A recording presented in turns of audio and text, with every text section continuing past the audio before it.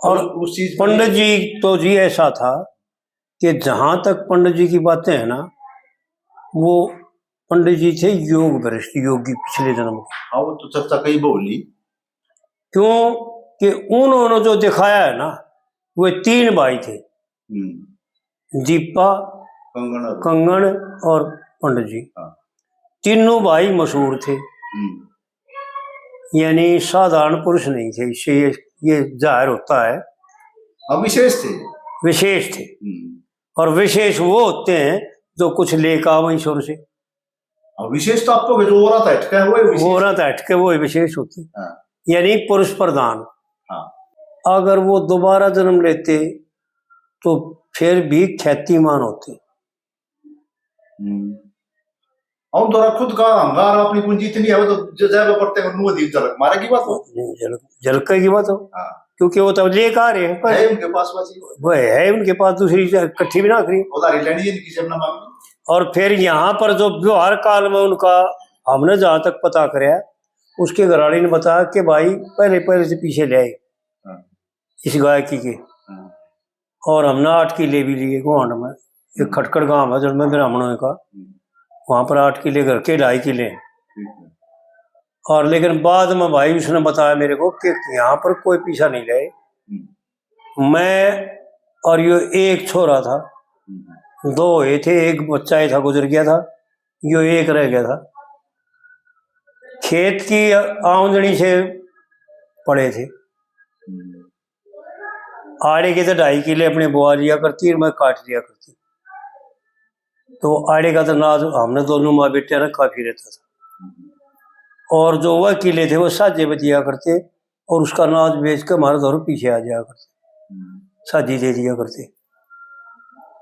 लेकिन वो माड़ा पीछा नहीं रहे। फिर माँ जी ने पीछा कितना लगाया, तो मैंने कई आदमियों से भी बड़े बड़े से पूछा, मैं भी बहुत खोज करी बचपन में कि भाई पहली बात तो यह है कि वो हिस्सा लेना बंद कर दिया था, भाई तुम बांट लो, हाँ तुम ले लो भाई। और वह नहीं माने, मजबूरी में दिया तो पाठशाला में दे दिया सारा पीछा, बउड़ दे दो।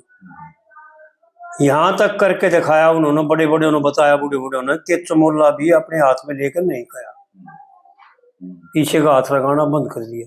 क्योंकि शास्त्रों में गायकी का पीछा मध्यम है, उत्तम नहीं है।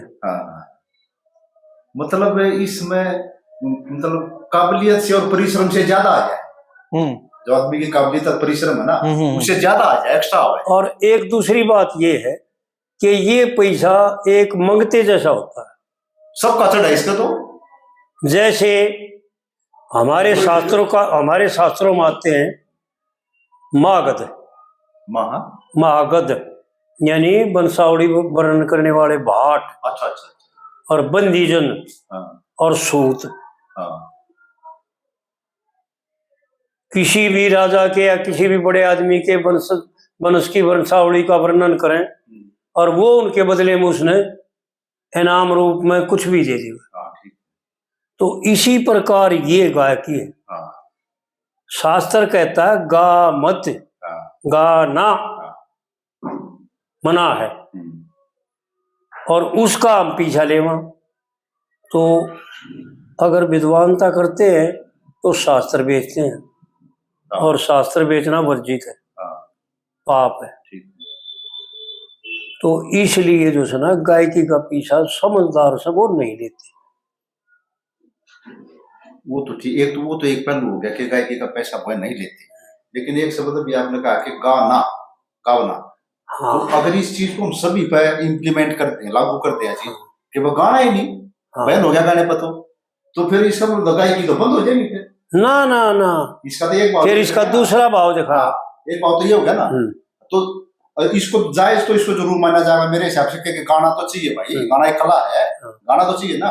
फिर उसका तरीका तो सुझाया हुआ ना, कोई नियम तो बनाया। हाँ, 2 बातें हैं। और गाना इसका फिर भाव है कि मिला सो मन में राख बके मत बावड़े। जो आध्यात्मिक ज्ञान तेरे को प्राप्त किया ईश्वर की कृपा से मिलता है। जाने वो ही जिसे आप जनाओ, जानत आप हो जाए। ये है, सही है। मैंने हरि कृपा सुनो खगेशा, मिटे न जीवन केर कलेशा। मैंने सत्संग विवेक ना होई, राम कृपा बिन सुलभ न सोई। ठीक है। तो परमात्मा ही देता है हे अर्जुन सुमृति और ज्ञान और अपोहन, ये मेरे ही द्वारा होते हैं। तो उसको जो है ना हम सौरत के रूप में अगर वर्णन करते हैं ना, जैसे आप कविता बनाते हो, अगर आपके भाव क्या हैं, अगर आपके भाव हैं कि वह मेरा दुनिया में सलमान हो, और न्यू कहे बस डॉक्टर साहब भी गजब विद्वान है, वह गजब कविता बनाते हैं। हाँ, जो मतलब इच्छा क्या है उस बंदे की, जो कार्य करे, किस इच्छा से करे, वह प्रधान है। हाँ हाँ, वो मिश्रित होगी उसमें। तो उससे जो आप पुण्य करना चाहते हो ना, हाँ, उसके हिस्से बनेंगे फिर।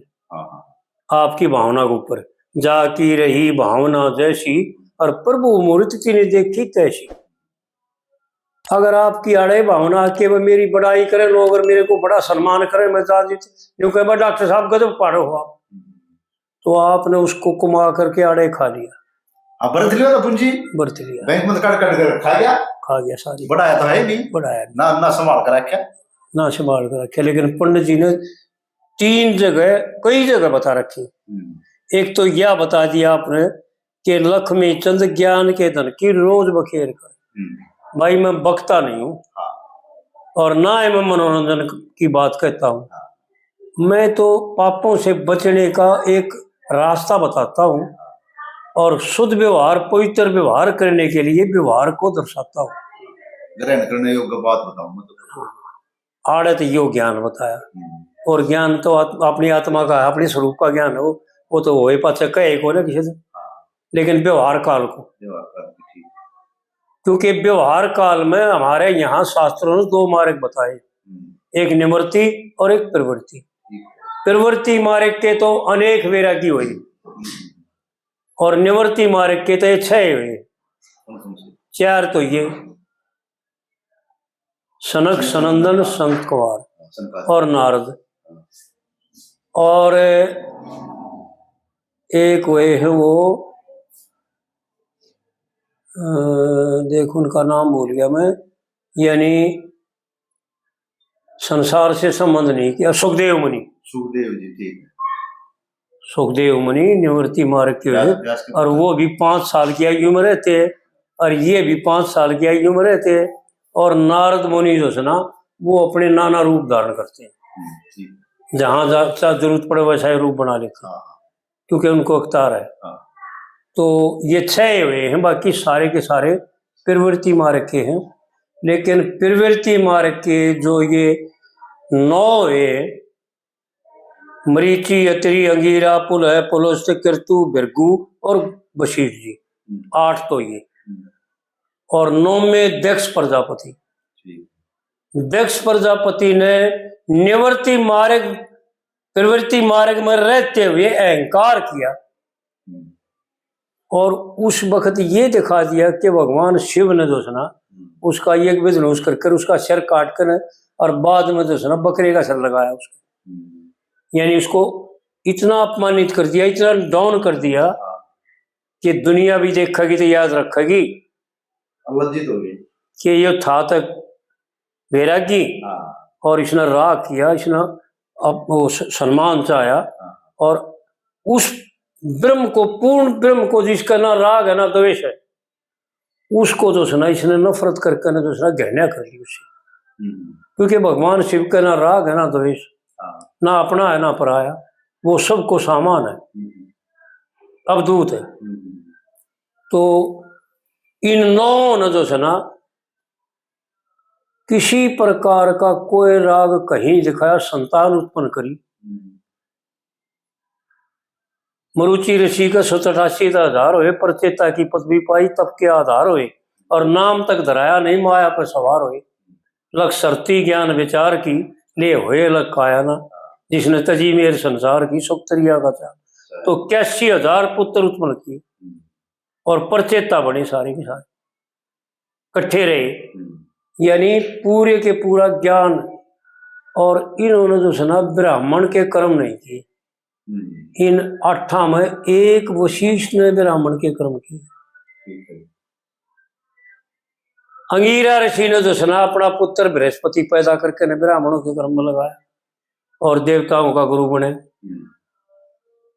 ये सातों के सातों वैरागी थे, ठीक है। कोई राग नहीं किया।